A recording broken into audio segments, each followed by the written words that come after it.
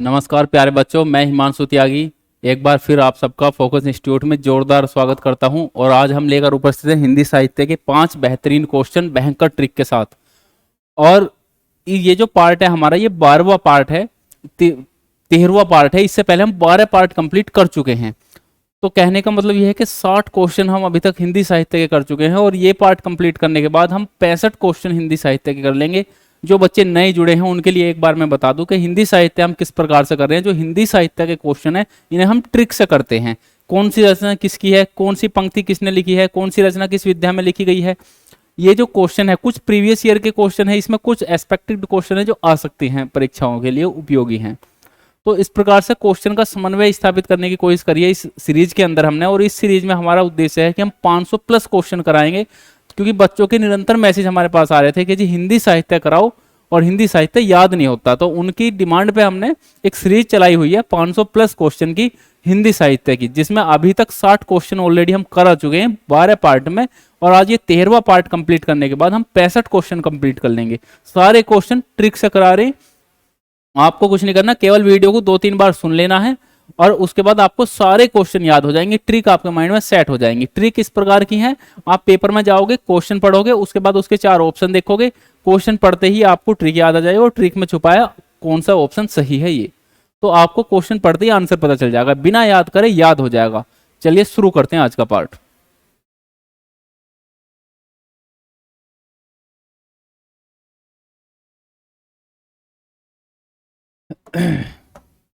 देखो भाई, पहला क्वेश्चन है हमारा आज का, रामचरितमानस किस भाषा में लिखी है। रामचरितमानस किस भाषा में लिखी गई है, ऐसा क्वेश्चन पूछ लेगा। 4 ऑप्शन आपको मिलेंगे, जिनमें एक सही ऑप्शन होएगा अवधि।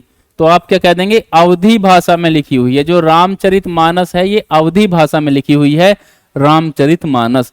अब बात है कि ये याद कैसे रहेगा हमारे। तो देखो, बड़े गौर से सुनना मेरी बात।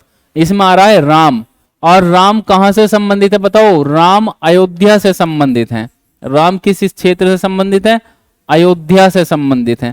और अयोध्या उत्तर प्रदेश, यानी कि जो प्राचीन काल में किस नाम से जानते थे, संयुक्त प्रांत के नाम से जानते थे। उत्तर प्रदेश को संयुक्त प्रांत के नाम से जानते थे, संयुक्त प्रांत। और अवध भी संयुक्त प्रांत का ही हिस्सा था। तो ऐसे याद कर लेना, राम कहां से संबंधित है, अवध से। राम किससे संबंधित है, अवध से। ऐसे याद कर लेना, अवध अवधि। तो रामचरितमानस की भाषा अवधि। अगले क्वेश्चन पाओ, निर्गुण उपासक कवि कौन है। क्वेश्चन पूछेगा निर्गुण उपासक कवि कौन है, क्योंकि जो भक्ति काल था उसमें वो अलग अलग शाखाओं में विभाजित था। निर्गुण भक्ति शाखा, सगुण भक्ति शाखा। तो कुछ कवि निर्गुण भक्ति शाखा के हैं, कुछ सगुण भक्ति शाखा के हैं। तो ये आपसे पूछा है कि निर्गुण उपासक कवि कौन है। अगर आप इस प्रकार आपसे क्वेश्चन पूछे तो क्या कहेंगे, जो कबीर दास। अगर कबीर दास आपको ऑप्शन में मिलता है तो आप कबीर दास को सही लगा देंगे। कबीर दास निर्गुण उपासक कवि कहे जाते हैं। या ऐसे क्वेश्चन पूछ लेगा, कबीर दास किस प्रकार के कवि हैं, किस भक्ति शाखा के कवि हैं। तो निर्गुण भक्ति शाखा के कवि हैं कबीर दास। अब याद कैसे रखेंगे, देखो इसमें आ रहा है निर्गुण। निर्गुण का मतलब क्या है, ये एक ऐसी भक्ति शाखा है जिसमें आत्मीय स्वरूप का वर्णन करा गया है। और तुम्हें पता है कि कबीरदास ने मूर्ति पूजा का खंडन करा है, जाति व्यवस्था का खंडन करा है, हिंदू मुस्लिम पाखंड का खंडन करा है कबीरदास ने। तो जो व्यक्ति इस प्रकार के खंडन कर रहा है वो कैसा हो सकता है, वो आत्मीय स्वरूप का वर्णन उस व्यक्ति ने करा है। तो ये याद रखेंगे, निर्गुण। निर्गुण का मतलब क्या, जिसमें आत्मीय स्वरूप का वर्णन करा गया हो, और आत्मीय स्वरूप का वर्णन कबीरदास ने करा है। अगले क्वेश्चन पाएंगे। अगला क्वेश्चन है, चित्रलेखा किसकी कृति है। तो चित्रलेखा किसकी कृति है, चित्रलेखा नाम से एक रचना करी गई है। चित्रलेखा किसकी कृति है, भगवती चरण वर्मा की है। भगवती चरण वर्मा। अब है याद कैसे करेंगे, मुख्य बात यह है कि जी याद कैसे करेंगे। तो देखो, ऐसा लग रहा है जैसे चित्रलेखा किसी लड़की का नाम हो, चित्रलेखा किसी लड़की का नाम हो। अब जो चित्रलेखा नाम की लड़की है ये भगवती के चरण स्पर्श करती है डेली सुबह मंदिर में जाकर। जो भगवती हैं, देवी हैं, उनके चरण स्पर्श करती है। कौन, चित्रलेखा। जैसे ही क्वेश्चन आएगा चित्रलेखा किसकी कृति है, एकदम आपके माइंड में आएगा चित्रलेखा नाम की लड़की सुबह मंदिर जाकर भगवती के चरण स्पर्श करती है, तो भगवती चरण वर्मा याद रहेगा। अगले क्वेश्चन पर आओ, गीतांजलि के रचनाकार कौन है, गीतांजलि किसने लिखी है। तो रविंद्रनाथ टैगोर। रविंद्रनाथ टैगोर। गीतांजलि किसकी रचना है? रविंद्रनाथ टैगोर की रचना है। अब बात है कि जी याद कैसे करेंगे। देखो मेरी बात को ध्यान से सुनो। रविंद्रनाथ टैगोर कौन थे? सभी जानते हैं, एक महान व्यक्तित्व हैं भारत का, एक फेमस पर्सनैलिटी है। ब्रिटिश शासनकाल में महान व्यक्तित्व के रूप में ये उभरे थे रविंद्रनाथ टैगोर।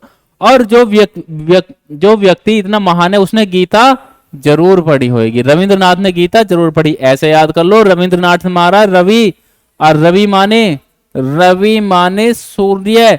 रविंद्रनाथ टैगोर सूर्य के निकलते ही रोज गीता का पाठ करते थे। रविंद्रनाथ टैगोर यानी रवि के निकलते ही, सूर्य के निकलते ही डेली गीता का पाठ करते थे, ऐसे याद कर लो। अगले क्वेश्चन पर आओ। कुरुक्षेत्र किसकी रचना है? कुरुक्षेत्र है जी रामधारी सिंह दिनकर। रामधारी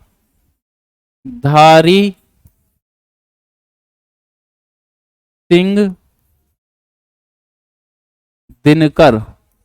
कुरुक्षेत्र रामधारी सिंह दिनकर की रचना है।